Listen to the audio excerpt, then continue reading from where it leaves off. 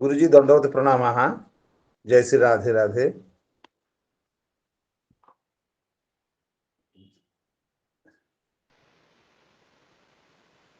गुरुजी दंडवत प्रणाम। जय श्री राधे राधे।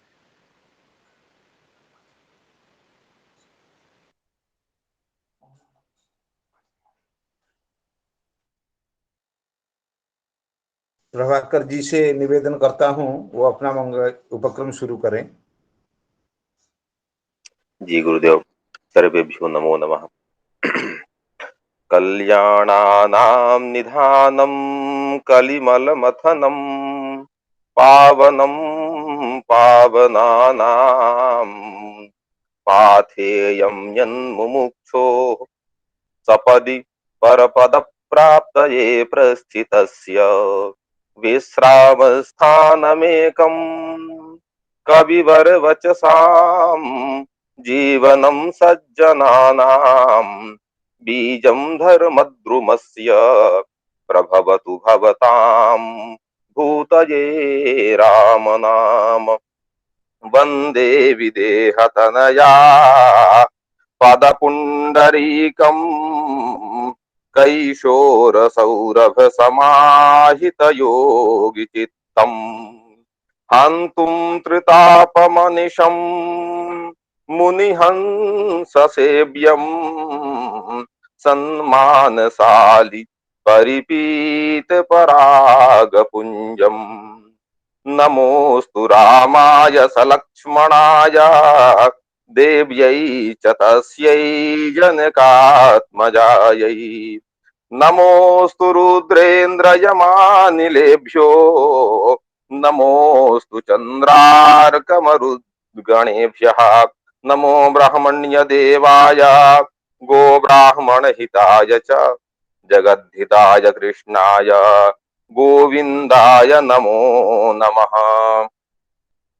अनंत कोटि ब्रह्मांड नायक अकारण करुण करुणा वरुणालय सच्चिदानंद घन ब्रजेंद्र नंद नंदन श्याम सुंदर की प्रत्यक्ष वांगमयी मूर्ति श्रीमद् भागवत महापुराण की दिव्य कथा सुधा का अनेक टीकाओं से संबलित जो दिव्य व्याख्यान प्रदान करके हम सब जनों को आनंद से पूर्ण करते हैं, ऐसे ऋषि स्वरूप गुरुत्रय के पादार बिंदुओं में साष्टांग प्रणाम निवेदन पुरस्सर इस भागवत मकरंद मिलिंदा नंदम में समवेत समस्त सुधी जनों, यतिजनों, साधुजनों एवं माताओं बहनों को प्रणाम करते हुए पूज्यपाद गुरुचरण जिनकी अपार करुणा हम शिष्यों पर है, वास्तव में जो सनातन वैदिक परंपरा है उस परंपरा को संरक्षित करने के लिए, संवर्धित करने के लिए और हम जैसे दीनहीन बेसहारों को सहारा देने के लिए स्वमार्गगामी हो हम लोग, भगवत भक्ति परायण हो हम लोग, इस उद्देश्य से जो गुरुजन अपना सर्वस्व जैसे गौ अपने नवीन बछड़े को सर्वस्व देना चाहती है, ऐसे ही हम अंतेवासियों को सर्वस्व देने के लिए तत्पर गुरुदेव के द्वारा कल हम लोगों ने श्रवण किया कि यदुदेव यादव देव दत्तः यादवेन विष्णुना श्री कृष्णेन दत्तः रातः इति विष्णु रातः। परीक्षित महाराज जो महान महाभागवत हैं, उनको भगवान की यह लीला को श्रवण करके थोड़ा सा आश्चर्य सा हुआ कि इतना बड़ा पापी जो पाप का ही स्वरूप है, ऐसा पापी अघासुर, उसको भी भगवान ने सदगत प्रदान कर दिया, सारूप्य प्रदान कर दिया। तो इस प्रसंग में उन्होंने जिज्ञासा भी व्यक्त किया, इत्थं द्विजायादव देव दत्तः श्रुत्वा स्वरातुश्चरितं विचित्रम् पप्रच्छ भूयोऽपि तदेव पुण्यं वैयासकिं यन्निगृहीत चेताः। जिनका चेतस, जिनका अंतःकरण भगवान ने ग्रहण कर लिया है, कृष्ण ग्रह ग्रहित हो गए हैं, ऐसे महान महाभागवत श्रवण भक्ति के अधिकारी यादव देवदत्त विष्णुनाथ परीक्षित महाराज ने जब भगवान की ऐसी दिव्य करुणामयी कथा का श्रवण किया कि जो अघासुर सब वत्सों को मारने के लिए आया था, भगवान का भी हनन करने के उद्देश्य से आया था, ऐसे घोर पापी पाप स्वरूप अघासुर को भी भगवान ने सालोक्य प्रदान कर दिया। तो ऐसी विचित्र कथा को श्रवण करके पुनः पप्रच्छ भूयोपि बार बार भगवान की और दिव्य कथाओं को श्रवण करने की जिज्ञासा व्यक्त करते हैं महाभागवत परीक्षित जी महाराज। इसी कथा के क्रम में पूज्यपाद गुरुदेव भगवान के श्रीमुख से हमने श्रवण किया कि भगवान का अवतार प्रयोजन भक्तों को सुख प्रदान करना ही होता है। और उसी क्रम में हमने यह भी श्रवण किया कि यहाँ जो द्विजाह ऐसा संबोधन हुआ है ऋषियों, सौनकादिक ऋषियों के लिए महान ऋषि सूत जी के द्वारा, वह द्विजाह जो है हम सभी को, द्विजातियों को मानो प्रेरणा दे रहा है, सावधान कर रहा है कि द्विजत्व की महत्ता तो शौकलत्य में है, सावित्री जप में है और यज्ञ की परंपरा में है। अर्थात श्रेष्ठत्व तो है ही है, जन्मना सिद्ध है, और उसको और उत्कर्ष करने के लिए, आगे बढ़ाने के लिए सावित्री जप परायण, गायत्री जप परायण, संध्योपासनशील हमको होना चाहिए। और तीसरा जो यज्ञ है हेतु द्विज का, उस यज्ञ का जो परमार्थ है भगवत प्रीति, परक ही सारा कर्म हो, यत करोषि यदश्नासि यज्जुहोषि ददासि यत तपस्यसि कौन्तेय तत्कुरुष्व मदर्पणम। ऐसा हमारा जीवन हो जाए, हमारे जीवन में सारे कर्म हमारे उपासना के स्वरूप में उपस्थित हो जाए, कर्म ही उपासना बन जाए। ऐसा पूज्य गुरुदेव का जो दिव्य उपदेश हुआ, कुछ थोड़ा सा निवेदन करने का प्रयास किया गया। यदि कुछ गलत हुआ हो तो क्षमा भी की जाए। और आप सब गुरुजनों की ऐसी करुणा कृपा बनी रहे। अकिंचन दास को अवसर मिला बोलने के लिए, इसके लिए बहुत बहुत साधुवाद। सर्वेभ्यो नमो नमः, बारंबार प्रणमामि। गुरुभ्यो नमः, सर्वेभ्यो गुरुभ्यो नमो नमः।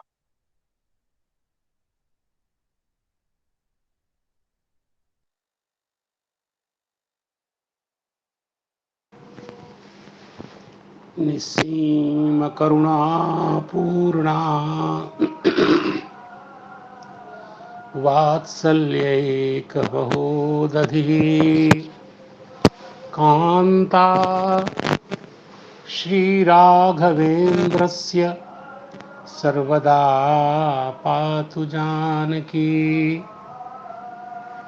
रक्ताम्भोजदलाभिरामनयनं पीताम्बरालङ्कृतं श्यामाङ्गं द्विभुजं प्रसन्नवदनं श्रीसीतया शोभितं। कारुण्यामृतसागरं प्रियगणैर्भ्रात्रादिभिर्भावितं वन्दे विष्णु शिवादिसेव्यमनिशं भक्तेष्टसिद्धिप्रदं। कृष्णाय वासुदेवाय हरये परमात्मने प्रणतक्लेशनाशाय गोविन्दाय नमो नमः। माधवं पद्मयोनिं च नारदं वादरायणं शुकं सूतं च गोकर्णं मद्गुरुं च नमाम्यहम्। क्वेदं भागवतं रहस्यजटिलं क्लिष्टं समुद्रायितं क्वाहं श्रीहरिभक्तिगन्धरहितो नीचशठो लम्पटः। किन्तु श्रीजनकात्मजा करुणया दृक्पातपूतः सतां यावद्बुद्धिबलोदयं प्रकटये मत्साहसं क्षम्यताम्। श्री भगवान की अपार करुणा से आप सब गुरुजन, वैष्णवजन, भगवत कथा रसिक जन की अनुकूलता से, सौहार्द से प्राप्त इस क्षण को सार्थक करने के लिए जो मेरे सामने श्लोक है, प्रथम तो उसका उच्चारण हो जाए। श्री परीक्षित जी महाराज अब बोल रहे हैं। राजोवाच, राजा उवाच। श्री परीक्षित जी ने क्या कहा है? वह श्लोक है, ब्रह्मन् कालांतरकृतं तत्कालीनं कथं भवेत् यत् कौमारे हरिकृतं विदुः पौगण्डकैर्भकाः तद्ब्रूहि मे महायोगिन परम कौतूहलं गुरो नूनमेतद्धरेरेव माया भवति नान्यथा वयं धन्यतमा लोके गुरोऽपि क्षत्रबन्धवः यत्तिवामो मुहुस्त्वत्तः पुण्यम कृष्ण कथामृतम। ये श्री परीक्षित जी महाराज ने श्री सुखदेव जी के चरणों में निवेदन करते हुए कहा, ब्रह्मन। और इन 3 श्लोकों को लक्षित करके श्री श्रीधर स्वामी जी ने जो व्याख्या की है, तो उन्हें लगा कि ज़्यादा ऐसे कोई कठिन शब्द नहीं है जिसके लिए बहुत ज़्यादा विवेचन की अपेक्षा हो। तो श्री परीक्षित जी ने कहा, हे ब्रह्मन, हे सुखदेवाच, श्री सुखदेव जी महाराज, और ब्रह्मन से ये सिद्ध हुआ कि भगवान बादरायण ब्राह्मण हैं, पराशर नंदन हैं और उनके ये पुत्र हैं, और इसलिए ब्रह्मन इस पद से सुखदेव जी को संबोधित कर रहे हैं। और इस ब्रह्मन पद का तात्पर्य क्या है तो टीकाकार स्पष्ट करेंगे। ब्रह्मन कालांतर कृतम,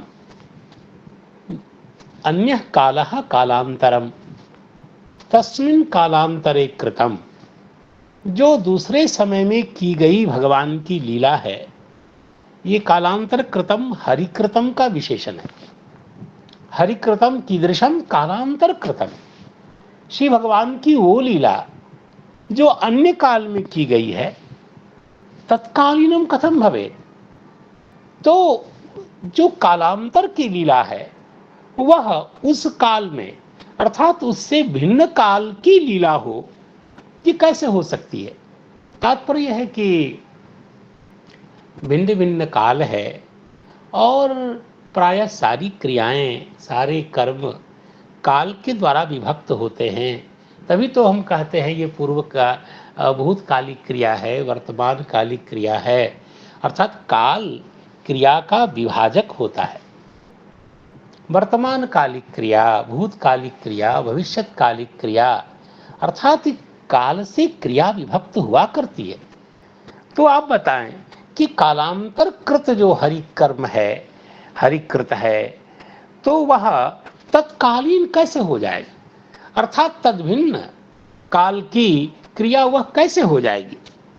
और इसको और स्फीत करते हुए इसी बात को प्रकृत प्रसंगानुरूप प्रसंग को याद करके कहते हैं, यत कौमारे हरिकृतम, जो काम श्री भगवान हरि ने, भगवान नंदनंदन ने कुमारावस्था में, कौमार में किया है, पता नहीं अर्भकाः पौगंडके तद्विदुः।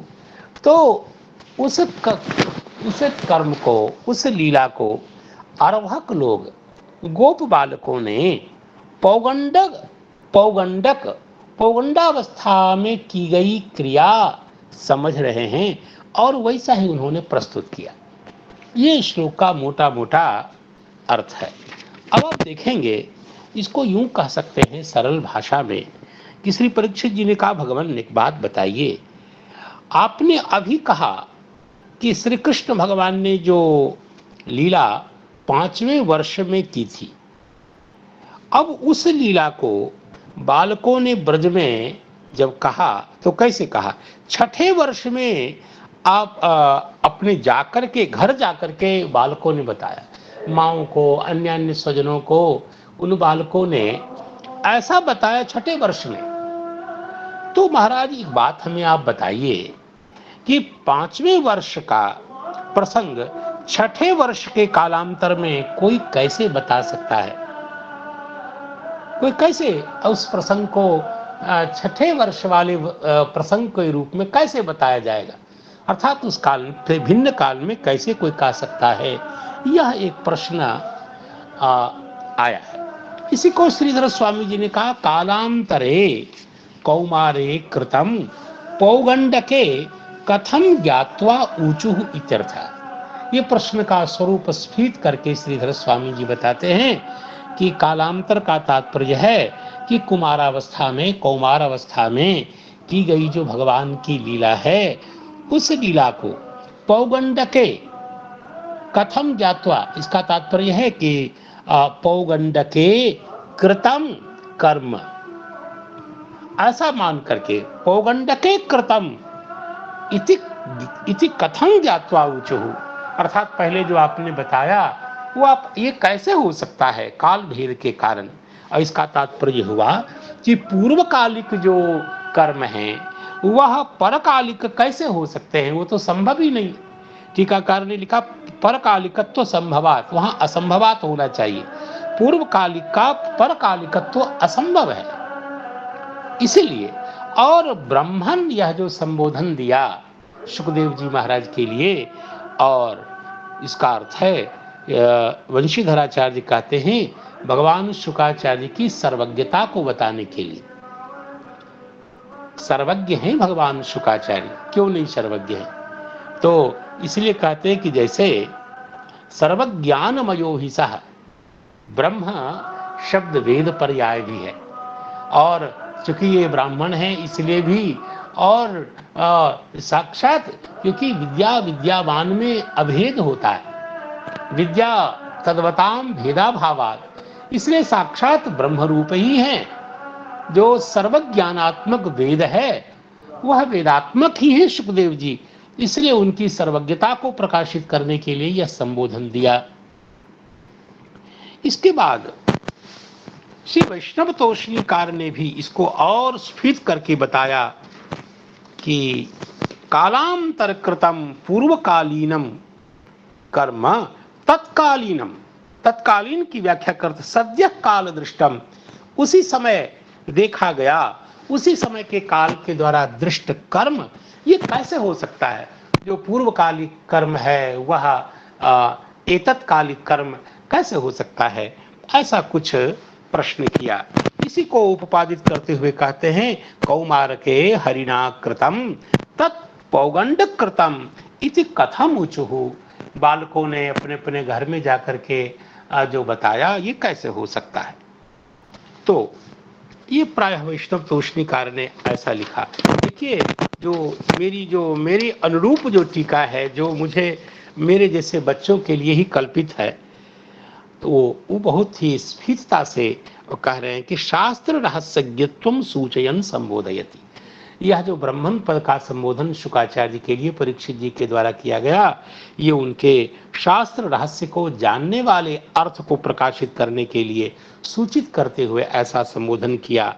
और इसको और स्फीत करते हुए, सरल करते हुए, प्रश्न के आकार को बनाते हुए टीकाकार लिखते हैं यत, यत कौमारे का जो यत है उसका तात्पर्य यत आत्मा ही मोक्ष लक्षणम कर्म।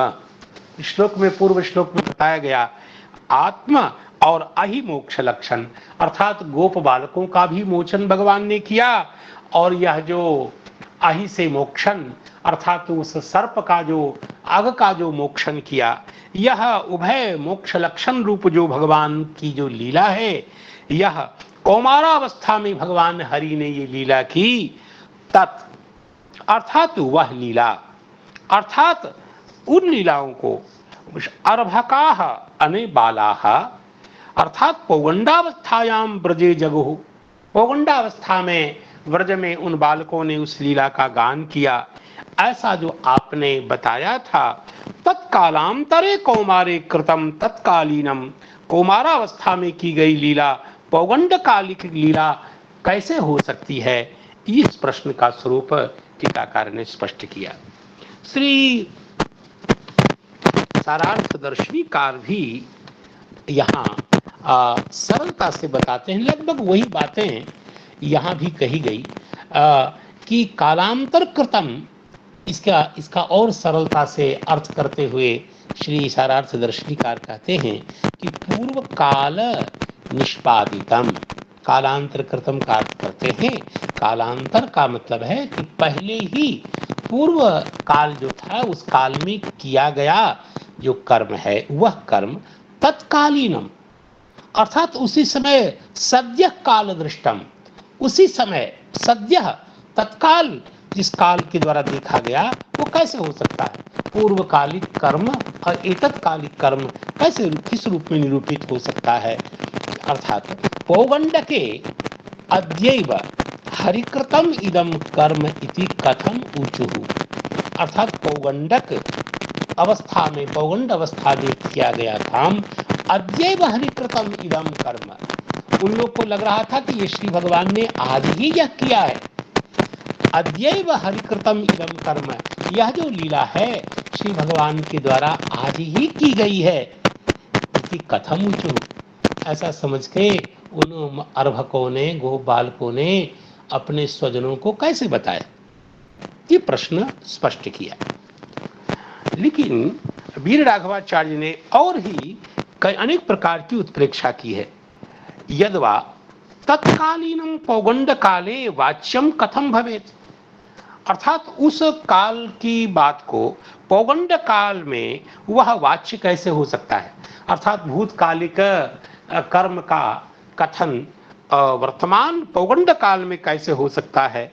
यत् कालावच्छेदेन कृतम तत्काले विस्मृतम सत्, यदि पूर्व काल की बातें भूल जाए किसी के द्वारा तो स्वाभाविक है कि कालांतर में यदि वह बात याद आ जाए तो उस समय तो कही जाती है।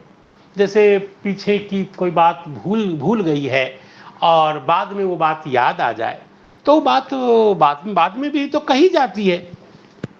ऐसा तो कोई अद्भुत बात नहीं है और ये प्रश्न का आकार करके इस बात को कहा जाए ऐसा भी तो कुछ नहीं है। इस पर कहते हैं यही तो हमें जानना है भगवान, यदि यस्मात् कारणात्, जिस कारण से कौमार कृत कर्म पौगंडावस्था में उन बालकों ने समझा तो सन्निकृष्ट काले स्मरणाभावात्, उस समय में वह याद न रहा हो, भूल गया हो, तो कालांतरे स्मरणम, और बाद के समय में वो बात याद आ गई हो, तो ऐसा तो बिना कारण के संभव नहीं होता। मुझे बस वही कारण जानना है कि जिस कारण से बालक बाद में इस रहस्य का उद्घाटन कर सके। हमें यही प्रश्न का आशय है, ऐसा वीर राघवाचार्य ने भागवत चंद्र चंद्रिका में और स्पष्ट करके कहा। इसमें आप जानते हैं, इसमें और कोई बात नहीं। श्री ब्रह्मा जी महाराज जब पधारे भगवान की लीला दर्शन के लिए, और लिखा है कि भगवान के मंजू ललित लीला के दर्शन की कामना से, श्रीमद् भागवत जी में ऐसा आरंभ में नहीं है कि भगवान की परीक्षा ले रहे हो। वहां लिखा है अंभो जन्म जनिस तदंतर्गतः मायार्भकस्येषितुः, माया के से करुणा से जो अर्भक रूप धारण करने वाले भगवान मुकुंद हैं, तो उनके मंजू महित्वम द्रष्टुम। आहा, श्री ब्रह्मा जी ये इस वाक्य से लगता है कि कोई भगवान के ऐश्वर्य की परीक्षा लेने के लिए, ऐसा कुछ नहीं है। भगवान के ही मधुर महात्म्य का दर्शन करने के, मंजू महित्वम द्रष्टुम अन्यदपि, एक महात्मा और भगवान के ऐश्वर्य को तो जान ही रहे हैं, समझ रहे हैं। अन्यदपि महित्वम, जो मधुर मधुर अत्यंत सुंदर भगवान की लोकोत्तर महिमा है, उसके दर्शन की कामना से तद्वत्सपान इतो वत्सान वत्सपान तो नीत्वा अन्यत्र अंतरधात अंतरदधात, ब्रह्मा जी ने उस गुफा में जाकर के अन्यत्र छिपा दिया। स्वाभाविक है, ये ब्रह्मा जी ने छिपा दिया और बाद में भगवान ने उतने ही रूपों में अपने को प्रकट किया। ये कितने समय तक चला? तो कहा एकस्मिन्नपि याते दे, यद्यपि एक अब्द बीत गया, प्राणेशम चांतरात्मनः कृष्ण माया हताः, और ये अर्भक थे, भगवान की माया से मोहित हैं, और इस एक वर्ष के काल को क्षणार्धम मेनिरे, मानो आधे क्षण का काल इनको समझ में आया, और एक वर्ष का काल इन बालकों की दृष्टि से आधे क्षण का ही काल था। ये सब भगवान की कहा, ऐसा कैसे हो सकता है? तो स्वयं शुकाचार्य ने आगे बताया है, किम किम न विस्मरन्ति ही, जो भगवान की माया से मोहित होते हैं, जिनका चित्त तिरोहित सा हो जाता है, तो ऐसे व्यक्ति क्या क्या नहीं भूल जाते, भूल सकते हैं सब कुछ, क्योंकि भगवान की माया से सब मोहित हैं। यन मोहितम जगत सर्वम अभिक्षम विस्मृतात्मकम। तो ये बाद में जो समाधान प्रकट होगा, इसी प्रश्न की भित्ति पर श्री ब्रह्मा जी की मोहित होने वाली लीला, और भगवान कैसे उन उन रूपों में अपने को प्रकट करते हैं, ये लीला, और ब्रह्मा जी की स्तुति, ब्रह्मा जी की प्रार्थना, ये सारी लीलाओं का उपक्रम बन सके, इसलिए आधारभूत में यह प्रश्न उत्थापित हुआ है। तो इतनी सी बात यहाँ प्रकाशित हुई है। तो टीकाकारों ने भी कोई ज़्यादा इस ढंग की बातें लिखी नहीं हैं, फिर भी मुझे लगता है कि अब अगले श्लोक का उच्चारण करके और फिर उसमें चलना चाहिए। और वो श्लोक क्या है? वो श्लोक है, तद ब्रूहि मे महायोगिन। श्री परीक्षित जी महाराज कहते हैं, हे महायोगिन, तद ब्रूहि में, वह सारी बातें आप मुझे बताइए, क्योंकि मेरे हृदय में परम कौतूहल है, बहुत ज़्यादा सुनने की इच्छा है, अद्भुत होने के कारण उसको और जानने की इच्छा है। हे गुरु, आहा, दो संबोधन है, बड़ा हृदय संबोधन है, गुरु और महायोगिन। ये शुकाचार्य के लिए परीक्षित जी के द्वारा जो विहित संबोधन है। नूनमेतद हरेरेव माया भवति नान्यथा। परीक्षित जी अपने मन से एक बात कहते हैं, मुझे तो लगता है भगवान, ये निश्चित ही भगवान हरि की माया ही है। भगवान हरि की माया को छोड़ करके और ऐसा कौन कर सकता है? यह जो कुछ हुआ ये भगवान की माया ही है, और अन्यथा न, दूसरा कोई कारण अन्य प्रकार से ऐसा कुछ हुआ हो, ये समझ में मुझे नहीं आ रहा है, ऐसा संभावित भी नहीं। अब इस द्वितीय श्लोक को लक्षित करके श्री श्रीधर स्वामी जी महाराज ने तो कोई विशेष बात नहीं कही है, लेकिन जो उनके ही तात्पर्य को प्रकाशित करने के लिए संकल्पित जो श्री वंशीधराचार्य हैं, वो जरूर कहते हैं। ये कहते हैं, महायोगिन कहने का क्या तात्पर्य? श्री सुखदेव भगवान के लिए कहा, अनागतम अतीतम च सम्यक पश्यन्ति योगिनः इत्युक्ते।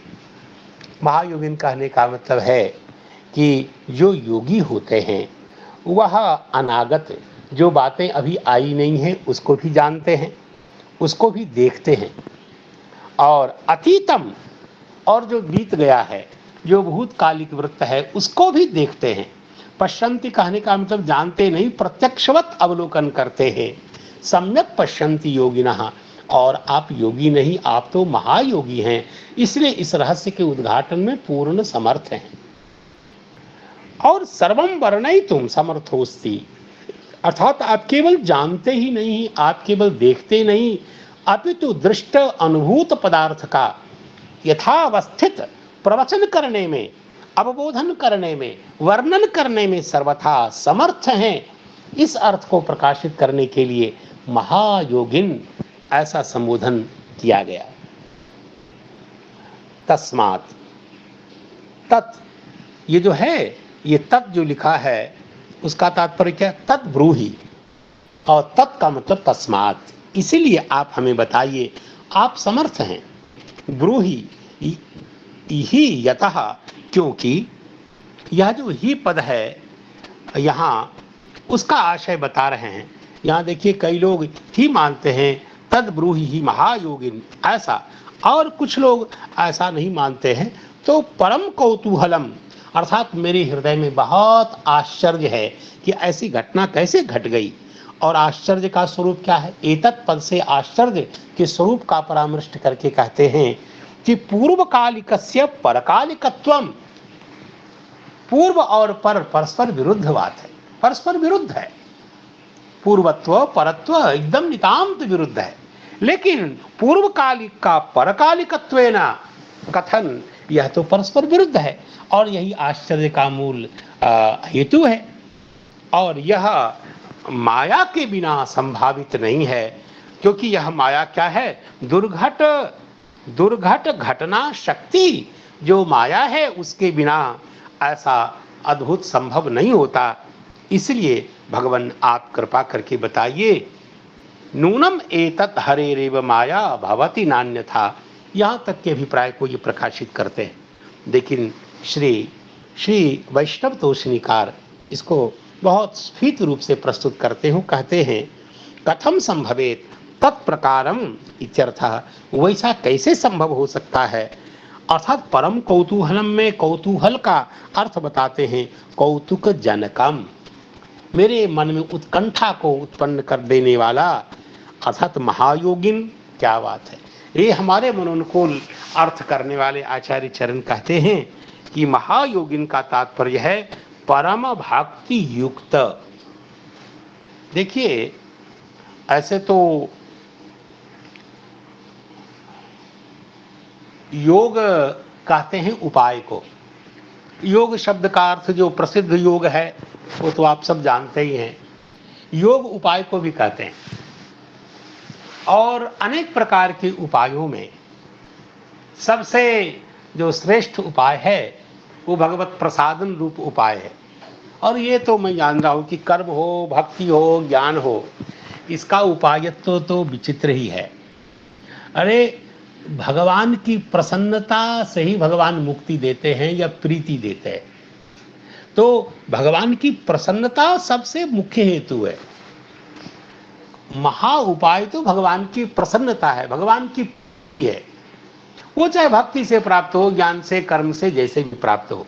तो सर्वत्र उपायत्व जो है वो सही में गौण है।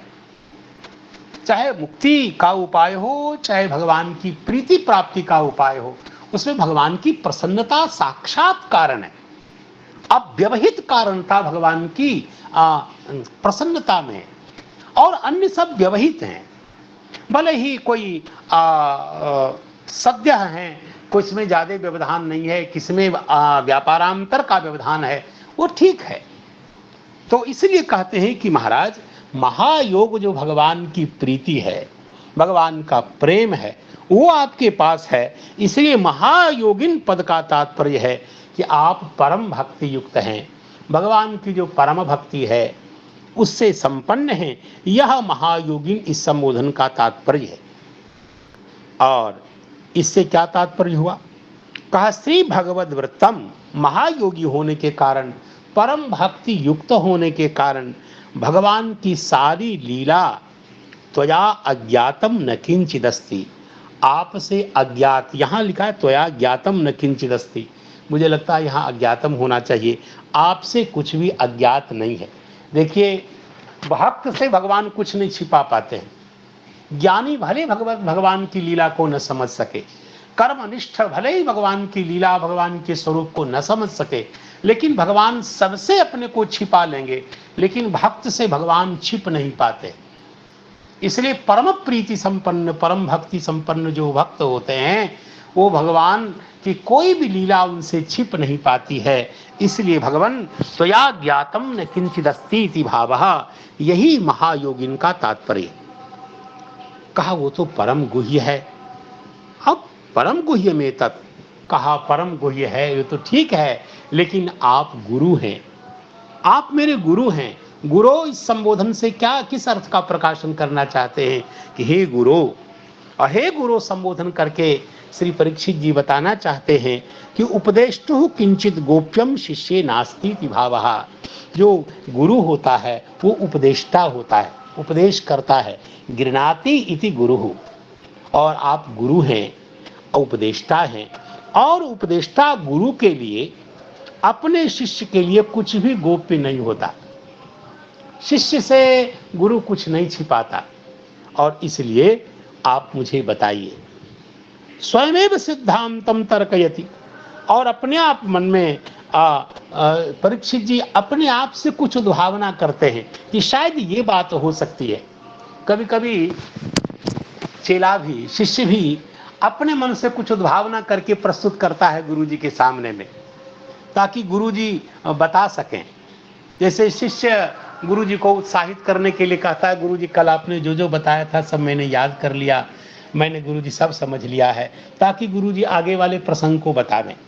ठीक वैसे श्री परीक्षित जी महाराज बताते हैं, अपने मन से कुछ सिद्धांत का निश्चय करके बताते हैं, तर्कना करके बताते हैं। एतत् तेषाम तादृशम दर्शन भानम, मुझे लगता है कि यह जो माया है, दुर्घट घटनी शक्ति जिनकी है, वह तो भगवान हरि की है। तो भगवान हरि की माया है जो दुर्घट को भी घटित कर देती है, जो नहीं होने वाला होता है, जो प्रायः लोक में देखा नहीं जाता, ऐसे वृत्तों को भी, ऐसी घटना को भी घटित करने की शक्ति भगवान की माया में है। इसलिए माया सर्व विचार हरणाभिप्रायेण, सभी प्रकार के विचार अर्थात जो प्रायः घटित हो सकता है, जो भी चिंतन का विषय है, सबको हरण कर लेती है माया। अर्थात सबकी कार्याकारी विवेक, युक्ता युक्तत्व, सब का हरण करने की क्षमता माया में है। इसलिए अभिप्रायेण एवं अन्य माया निरस्ता, ये भगवान की ही माया हो सकती है, किसी अन्य जादूगर की माया नहीं है। शंकराचार्य ने तो माया को इंद्रजालिक आदि कह के उपमित किया, लेकिन वैष्णव लोग माया को ऐसा नहीं मानते। भगवान की संकल्प शक्ति माया है, भगवान की ही अचिंत्य शक्ति माया होती है। और अन्य लोगों की माया क्या है? एक क्षण के लिए जैसे कोई जादूगर कुछ जादू दिखाता है तो नोट प्रकट कर दिया, पैसा निकाल के दिखा दिया माया से, लेकिन यदि वो यथार्थ में पैसा को बनाने की शक्ति रखता है तो ऐसे तमाशा क्यों दिखा रहा है? इसका मतलब है कि भगवान की ही ऐसी अचिंत्य शक्ति माया कर सकती है। अन्य लोगों की जो माया, जो जादूगर होते हैं, उनकी माया का निराश किया गया, या अन्य किसी देव माया, मनुष्य माया, उसमें ये शक्ति नहीं है, इसलिए उसका निराश किया गया, ऐसा यहाँ कथन किया गया है। लिखा है कि एवं विचार हरणाभिप्रायेण एवं अन्य माया निरस्ता, अन्य की माया का निराश तदेव दृढ़यति नान्यथा। इसलिए श्लोक में कहा गया कि हरेरेव माया भवति अन्यथा न, इसको दृढ़ता से बता रहे हैं। इसलिए तन्मायाम बिना न संभवेत, भगवान माया के बिना ऐसा वैपरीत्य, ऐसा विरुद्ध देखा नहीं जाता, संभव नहीं है। गोप कुमारा नाम तेषाम अन्यतो भ्रमाद्य संभवात, जो गोप कुमार हैं, भगवान के लीला परिकर हैं, ये भगवान की विभूति सब है, और इसलिए वह अन्यतः भ्रमाद्य संभवात, अन्य कारण से उनकी बुद्धि में भ्रम आदि संभावित नहीं है। हाँ, भगवान की माया तो डिजाइन की होती है। श्रीमन माधव गौड़ेश्वर परंपरा में मैंने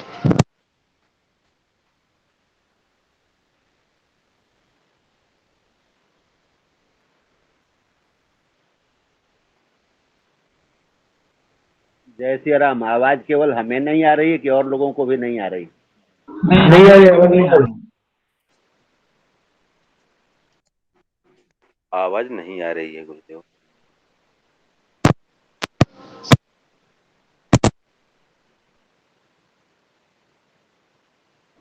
आवाज नहीं आ रही है गुरुजी। सीताराम सीताराम सीताराम सीताराम, अब जा रही है? आ गई आवाज आ गई। हाँ, अब तैयारी करता हूँ। तो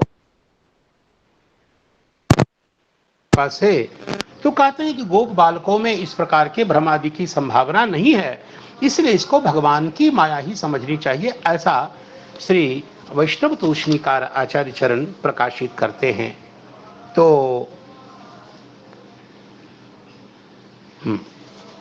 श्री विश्वनाथ चक्रवर्ती पाद यहाँ लेखनी व्यापार करते हुए वो कुछ कहते हैं इस श्लोक में, और उनका कहना है कि देखिए, माया के स्वरूप को प्रकाशित करते हैं श्री विश्वनाथ चक्रवर्ती पाद।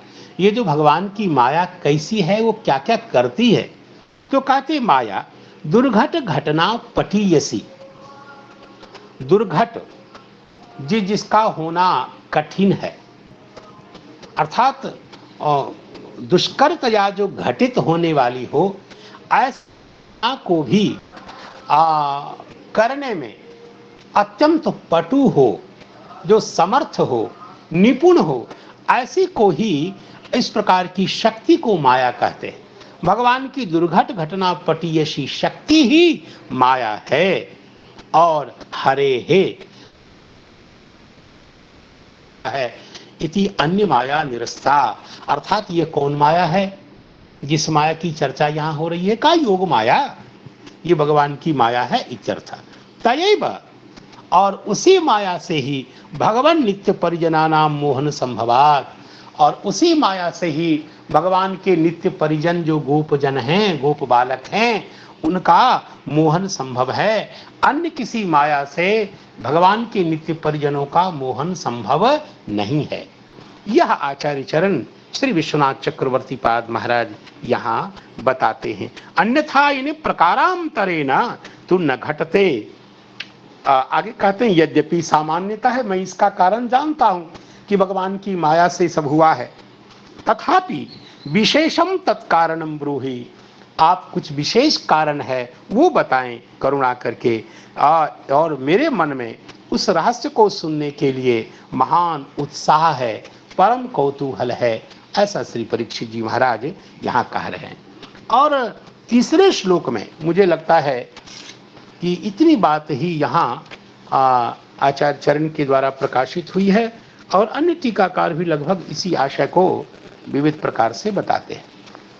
तीसरा श्लोक है जो हमारे सामने है, वयम धन्यतमा लोके गुरो गुरोपि क्षत्रबंधवः यत्पिबामो मुहुस्त्वत्तः पुण्यम कृष्ण कथामृतम। वयम धन्यतमा लोके, श्री परीक्षित जी बता रहे हैं, अर्थात महताम कृपा पात्रत्वेन भगवत कथामृत पानेन च आत्मनः कृतार्थताम आविष्करोति। महापुरुषों का कृपा पात्र होना और भगवान की के कथामृत का पान करने से अपने आप की कृतार्थता को प्रकाशित करते हुए श्री परीक्षित जी महाराज इस श्लोक का उच्चारण कर रहे हैं। और वो कहते हैं कि वयम धन्यतमा लोके, इस लोक में हमसे धन्य और कौन हो सकता है? वयम, अरे क्या बात है! देखिए, ये बहुवचन भी उनकी धन्यता को प्रकाशित कर रहा है। अहम कहना चाहिए था, अकेले ही तो हैं परीक्षित जी, और अकेले के लिए यद्यपि भगवान पाणिनि इसके लिए एक सूत्र खर्च करते हैं। आप अहम गच्छामि बोले चाहे वयम गच्छामः, दोनों की सुविधा है। आप एक वचन के विषय हैं, आप एकत्व विशिष्ट हैं, तो भी आपकी सुविधा है कि अहम गच्छामि वयम गच्छामः, आप दोनों बोल सकते हैं। और इसके लिए महर्षि पाणिनि का सूत्र है अस्मदो द्वयोश्च। लेकिन वहीं उसी सूत्र में एक अनुशासन आया है कि सविशेषणा नाम न, यदि विशेषण युक्त हो वो अस्मत्, तो फिर वहाँ यह बहुत्व वाली व्यवस्था नहीं है। जैसे पटुरहम ब्रवीमि, मैं पटु हूँ बोलता हूँ, वहाँ पटवः वयम ब्रूमः ऐसा नहीं होता, विशेषण युक्त होने पर ऐसा नहीं होता। और यहाँ तो है विशेषण है छत्रबंधवः, वयम का विशेषण का, तो फिर यहाँ बहुवचन क्यों? कदाचित थोड़ा, और ये तो एक व्याकरण शास्त्र की वासना के कारण ये सब फालतू बातें बोल रहा हूँ, अन्यथा क्या लेना देना है इसका विचार। चलो थोड़े कालिदास का नाम ले लेता हूँ, तो कालिदास ने भी इसकी चर्चा की है। वयम तत्वान्वेषान मधुकर हतास्तम खलु कृति, एक दुष्यंत ऐसा बोल रहा है। वहाँ आचार्यों टीकाकारों ने विचार किया, यह हताह इस विशेषण के उपादान होने पर भी सविशेषण का निषेध होना चाहिए, फिर भी यहाँ वयम का प्रयोग कैसे हुआ? यहाँ भी जैसे छत्रबंधवा इस विशेषण के उपादान होने पर भी वयम यहाँ बहुवचन का प्रयोग कैसे हुआ? वहाँ पर ये कहा गया कि विशेषण दो प्रकार के होते हैं, एक अनुवाद्य विशेषण होता है, एक विधेय विशेषण होता है। तो अनुवाद्य विशेषण में यह निषेध लागू नहीं होता, विधेय विशेषण यदि हो तो वहाँ यह निषेध लागू होता है। और इसीलिए देखिए यहाँ छत्रबंधुत्व यह विधेय नहीं है, यहाँ धन्यत्व के विधेय होने के कारण यहाँ ये नियम लागू नहीं हुआ और वयम की सर्वथा उपयुक्तता है, कहीं से कोई दिक्कत नहीं। और दिक्कत होगी तो भगवान वाल्मीकि है, क्या बात है, ये हजारों हजार पाणिनि जिनके सामने हाथ जोड़ करके खड़े हैं, तो भगवान वेद व्यास जी हैं, कोई दिक्कत नहीं। तो वयम धन्यतमा लोके गुरोपि क्षत्र बंधवः। तो देखिए यहाँ पहले में तो महायोगिन संबोधन दिया परीक्षित जी ने, और ये संबोधन परीक्षित जी का बहुत ही प्रिय है। पहले भी जब प्रथम शुकाचार्य के समक्ष परीक्षित जी आए तो इन्हीं संबोधनों से कहा कि सानिध्यात्ते महायोगिन पातकानि महांतपि। हे भगवान, आपकी सन्निधि मात्र से, आप तो इतने निष्पाप हैं, योग आदि के बल पर आप इतने निष्पाप हो गए हैं, आप की सन्निधि मात्र से पाप नष्ट हो जाते हैं। ठीक उसी प्रकार जैसे भगवान विष्णु की सन्निधि मात्र से, सामीप्य मात्र को प्राप्त करके सारे असुर छिन्न भिन्न हो जाते हैं, भाग जाते हैं।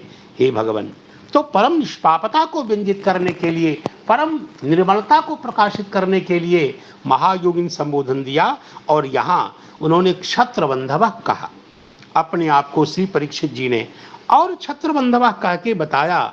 यह भी शब्द उनका अभ्यास में है।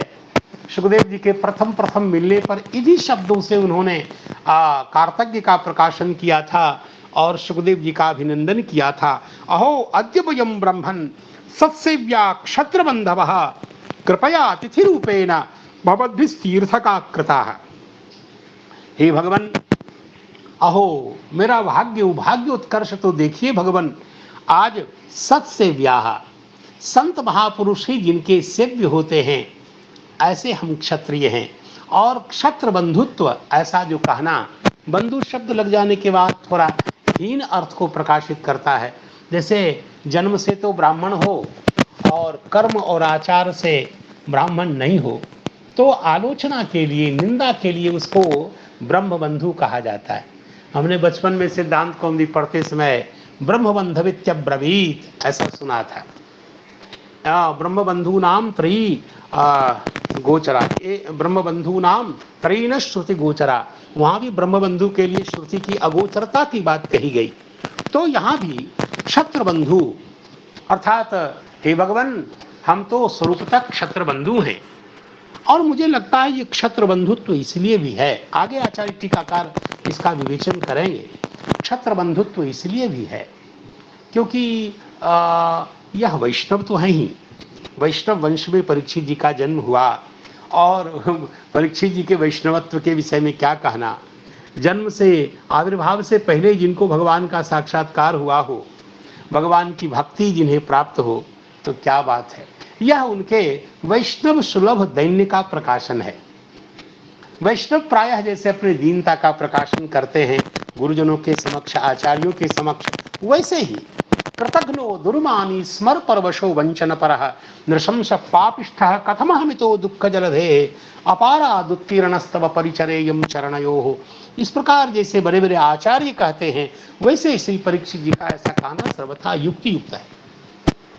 दूसरी बात, उन्हें ये अपने उस कृत्य का अनुसंधान करते हैं कि इतने पवित्र वंश में, क्षत्र वंश में, अर्जुन आदि पांडव के वंश में उत्पन्न होकर के भी मैंने शमीक ऋषि के कंठ में मरे हुए सांप को डाल दिया।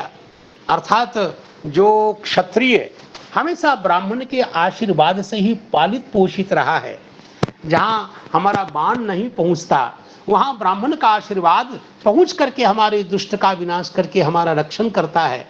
और ऐसे क्षत्र वंश में उत्पन्न होकर के भी हमने ब्राह्मण के कंठ में मरा हुआ सांप डाल दिया, तो निश्चित रूप से हम श्रेष्ठ क्षत्रिय तो नहीं कहला सकते। इसलिए क्षत्र बंधु हैं, अपने में नैत्य का अनुसंधान, दैन्य का अनुसंधान कर रहे हैं, ऐसा मुझे कुछ लगता है। टीकाकार कुछ विलक्षण अर्थ का और भी प्रकाशन करेंगे।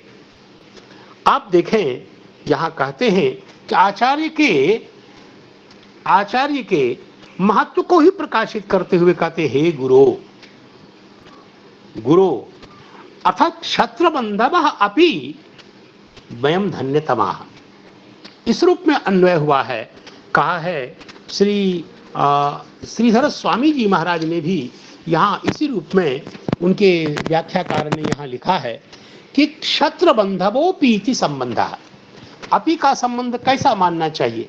कहा गुरु अपि ऐसा लिखा है तो अपि वहां अन्वित हो रहा है क्या? कहा नहीं, क्षत्र बंधु होने पर भी वयम धन्यतमाः, ऐसा तात्पर्य है। क्षत्र बंधु होने का तात्पर्य क्या? तो कहा ही यतः श्रवणार्थम अत्योत्सुकेन गुरुं प्रोत्साहयति, श्रवण के लिए अत्यंत उत्सुकता के साथ अपने गुरु श्री सुखदेव भगवान को प्रोत्साहित करते हैं वयम इति, इस श्लोक के द्वारा। तो श्लोक की संगति बताई है वंशीधराचार्य ने और कहा वयम में जो बहुत्व है वो क्यों है? तो व्याकरण वाली बात तो मैंने आपके सामने निवेदन करी और यहाँ इन्होंने किया, यहाँ कह रहे कि बहुत्वम बंधु वर्गापेक्षया क्षत्र बंधवः, बंधु वर्ग की अपेक्षा से, अर्थात हम संपूर्ण परिकर, हमारा संपूर्ण परिवार, मैं सेवक परिवार समेता हम सब आपके परिकर के साथ आपके सेवक हैं, इस आशय से बंधु वर्ग की अपेक्षा से क्षत्र बंधवा में बहुवचन का प्रयोग किया। और बंधु पद के सन्निधान से जो अर्थ विशेष का प्रकाशन होता है उसे भी कहते हैं क्षत्रियाधमाः इत्यर्थः, हम तो क्षत्रियों में अधम हैं। अधम होने पर भी एतत् अत्यंत विनयात् तत्र गुण विशेषम दर्शयति, और गुण विशेष सुखदेव भगवान के गुण विशेष का प्रकाशन और अपने सौभाग्य का प्रकाशन कर रहे हैं कि हे गुरु त्वत्तः पुण्यम कृष्ण कथामृतम मुहुः पिबामः, हम आपसे निरंतर भगवान कृष्ण की के कथामृत का पान कर रहे हैं, या अपने सौभाग्य का प्रकाशन कर रहे हैं। हे गुरु, गुरु कहने का तात्पर्य क्या है? तो कहते हैं त्वच्छिष्यत्वेनैव धन्याः। आखिर धन्यतमाः क्यों? धन्याः कह देते, वयम धन्याः, धन्यतमाः क्यों कह रहे हैं? इसका उपवादन वंशीधराचार्य ने किया है कि यद्यपि आपका शिष्यत्व प्राप्त कर लेना ही धन्यता प्राप्त कर लेना है। त्वच्छिष्यत्वेनैव धन्याः कृतार्थाः, आपने जो हमें शिष्य के रूप में स्वीकार किया तावन मात्र से हम धन्य हो गए हैं, हम कृतार्थ हैं। विशेषतः और उससे आगे बढ़ करके विशेषतः त्वत्तः कृष्ण कथामृत पानेन धन्यतराः, और आपके मुख से श्री कृष्ण कथामृत का पान करने के कारण हम धन्य ही नहीं रहे, हम धन्यतर हैं। और बार बार पान करने के कारण निरंतर जो हम कृष्ण कथामृत का पान कर रहे हैं इसके कारण हम धन्यतम हैं। तो शिष्यत्व के कारण आप मेरे गुरु हैं, आपने मुझे अपना शिष्य माना और हम आपको अपना गुरु मानते हैं, तावन मात्र से हम धन्य हैं। आपने भगवान कृष्ण के कथामृत का पान कराया इसलिए हम धन्यतर हो गए। और कथा में, कथा श्रवण में जो निरंतरता का सौभाग्य मुझे मिला, आप निरंतर जो हमें भगवान की कथामृत का पान करा रहे हैं, इससे हम धन्यतम हैं। तो धन्य, धन्यतर, धन्यतम, यह क्रमिक रूप से क्यों ऐसा हुआ है, इसका संकेत आचार्य चरण ने, श्री वंशीधराचार्य ने यहाँ किया है। यद्यपि यहाँ श्री विश्वनाथ चक्रवर्ती पाद ने बहुत ही सुंदर इसे और प्रागल्भ्य प्रदान करते हुए विवेचन किया है। कहा देखिए, हे गुरु, ये संबोधन क्यों? गुरोपि क्षत्र बंधव, हमें हे गुरु कहा, मत त्वच्छिष्यत्वात्, गुरु इसलिए कह रहे हैं कि मैं आपका शिष्य हूं।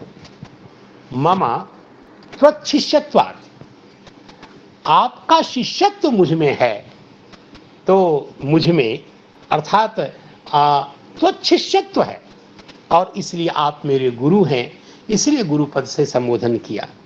और गुरु होने के कारण आप मुझसे कोई रहस्यपूर्ण बात छिपा नहीं सकते हैं, ऐसा बताया। जैसे ब्रूयुः शिष्यस्य स्निग्धस्य शिष्यस्य गुरवो गुह्यमप्युत, ये व्यवस्था ये है भगवान कि जो गुरवः ब्रूयुः, गुरुजन अवश्य बता दिया करते हैं, भले ही वो अत्यंत गुह्य बात हो, परम गोपनीय बात हो तो भी गुरुजन कृपा करके शिष्य को बता दिया करते हैं। लेकिन शिष्य कैसा हो? का स्निग्धस्य शिष्यस्य, यदि शिष्य स्निग्ध है तो ऐसे शिष्य को गुरुजन करुणा पूर्वक गुह्य बात भी बता दिया ही करते हैं। और इस विधि के कारण देखिए, ब्रूयुः जो ऐसा लिखा है, गुरु जी को बता देना चाहिए, या ऐसा विधि यहाँ जो लिंग का दर्शन हो रहा है, इससे लगता है यह विधि है। गुरुजनों के कर्तव्य का निर्धारण इस वचन से किया गया। इस विधि से अवश्य वक्तव्यत्वम व्यंजितम, अर्थात कोई भी गोपनीय बात हो, शिष्य को अवश्य ही बता देना चाहिए। इस विधि वचन से इस अर्थ का प्रकाशन किया गया कि गुह्य भी अवश्य वक्तव्य होता है, ऐसा बता दिया। और कहा पिबामः, क्या बात है, अर्थात पुण्यम कृष्ण कथामृतम त्वत्तः मुहुः पिबामः। तो शृण्वः आदि नहीं कह के पिबामः क्यों कह रहे हैं? क्या बात है। तो कहते हैं पिबामः कहने का स्वारस्य यह है, पहले तो मुझे लगता है पिबामः इसलिए बोलना मानो अपनी परम रसिकता बताई है श्री परीक्षित जी ने, और परम विदग्धता को व्यंजित किया है। अन्यथा तो केवल शृणुमः, आपके मुख से हम सुन रहे हैं, ऐसा ही कह देते। और यहाँ कहते हैं पिबाम इति, हम सुन रहे हैं आपके मुख से, ऐसा न बोल करके पिबामः बोलते हैं। इससे स्वासक्ति व्यंजनया, उस भगवान की कथा के श्रवण में अपनी आसक्ति को व्यंजित किया। और स्वस्थ स्निग्धत्वम, और मैं स्निग्ध हूँ, मैं आपका साधारण शिष्य नहीं हूँ, स्निग्ध शिष्य हूँ, इस अर्थ का भी अभिव्यंजन यहाँ किया गया। ऐसा श्री विश्वनाथ चक्रवर्ती पाद बताते हैं। अर्थात पिबामः इस तिङंत के द्वारा, तिङंत की वक्रता क्या है, तो उस वक्रता, उस व्यंजकता को भी यहाँ प्रकाशित किया। तो अर्थात हम भगवान, हम आपके स्निग्ध शिष्य हैं, हम आपके विदग्ध शिष्य हैं। एक एक पद का जो स्वाद उत्तमत्व है उसको प्रकाशित किया है। आपने उस श्लोक को सुनाई होगा, ताये विवम अवित्रशः नृपगाढ़ कर्णैः। तो कर्णपुट से हम निरंतर इसका पान कर रहे हैं। पूर्येत ते गुणगणेर यदि कर्णरंध्रः, इस प्रकार की स्निग्ध हम आपके शिष्य हैं, इसलिए आप मुझसे कुछ नहीं छिपाइए। इस प्रकार की प्रार्थना भी प्रकाशित हुई है, हे गुरु, इस पद से। तो यह अर्थ विशेष। और मुझे लगता है कि त्वत्तः क्यों कहा, तो त्वत्तः में देखिए, त्वत् कहने से भी वही अर्थ होता आपसे सुनते हैं। देखिए, नियम पूर्वक विद्या स्वीकार अर्थ को प्रकाशित करने के लिए पंचमी है, तो नटस्य गाथाम शृणोति के समान नहीं है। नियम पूर्वक शास्त्र का श्रवण कर रहे हैं, भागवत जी का नियम पूर्वक श्रवण कर रहे हैं, तब तो जल भी नहीं पी रहे हैं, जल आदि का परित्याग करके भगवान की कथामृत का पान कर रहे हैं। और इसलिए त्वत्तः की पंचमी अपने आप में सफल है। त्वत् कहने से काम चल जाता। ये जो तसी प्रत्यय है, ये किस अर्थ को प्रकाशित करता है? इस प्रकार की कथा के लिए अत्यंत उपयुक्त तम जो वक्ता है वो आप हैं, ये हमारा भाग्यातिशय है, इस अर्थ को व्यंजित कर रहे हैं। दूसरी बात, गाढ़ उत्कर्ष बता रहे हैं। किसी को कथावाचक मिलते होंगे, लेकिन हमारा सौभाग्य कैसा है भगवान, आप जैसे कथावाचक, आप जैसे आचार्य हमें कथा कहने के लिए मिले हैं। यह अर्थ भी प्रकाशित हो रहा है।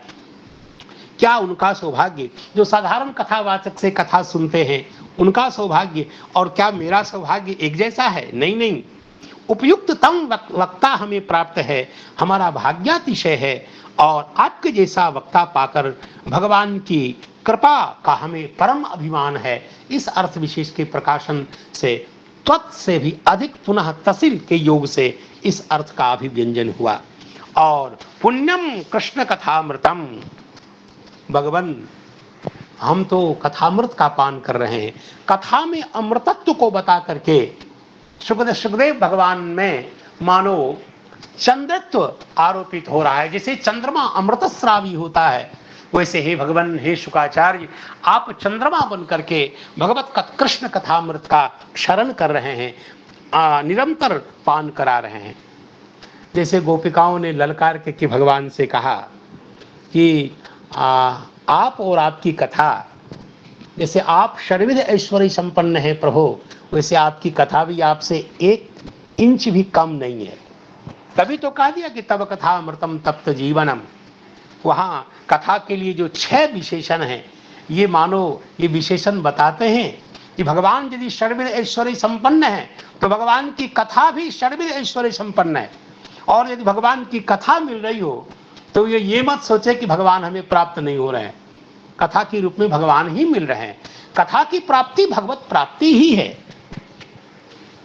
इसलिए गोपिकाओं ने कहा, यहां भी वही शब्द है कृष्ण कथामृतम और मुहुः। और मुहुः का तात्पर्य है कि बार बार। तो अब तो समय हो गया, इस अर्थ विशेष का जो भी भगवान बुद्धि देंगे, जैसा भी समझ में आएगा, फिर कल आपकी सेवा में उपस्थित हो सकूंगा। आप इसी प्रकार अपनी करुणा दृष्टि बनाए रखिए, करुणामृत की वर्षा इस दास के ऊपर करते रहें। तो हमारे जो शुभानुध्यान गुरुजन हैं, आचार्य चरण, जिनका नाम ही इतना पवित्र है कि उनका नाम लेने से भगवत भजन का फल मिलता है, तो श्री हरे कृष्ण महापात्र जी के चरणों में श्रद्धापूर्वक प्रणाम। हमारे नरोत्तम जी, जिनका नाम तो हमारे राम जी का नाम है, भैया नरोत्तमत्व तो भगवान राघवेंद्र रामचंद्र जी का है, तो उसी बुद्धि से मैं उनके चरणों में प्रणाम करता हूँ। उन सभी साधु संतों को प्रणाम करता हूँ जो अपनी उपस्थिति से मेरी कथा टूटी फूटी अस्त व्यस्त मेरे वाग विन्यास को सुन करके भी आशीर्वाद देते हैं। सभी श्रोताओं को प्रणाम। और इस मंगलमय श्लोक का उच्चारण अवश्य, जिससे हमारी धन्यता, हमारी वाणी की पावनता होती है। वयम धन्यतमालोके गुरोपि क्षत्रबंधवः यत्ति वामो मुहुस्वत्तः पुण्यम कृष्ण कथामृतम। और भगवान की मंगलमयी नामावली का गान जो हमारे सकल अपराध का अपनोदन करेगा। हरे कृष्णा कृष्ण कृष्ण हरे हरे, हरे राम राम राम हरे।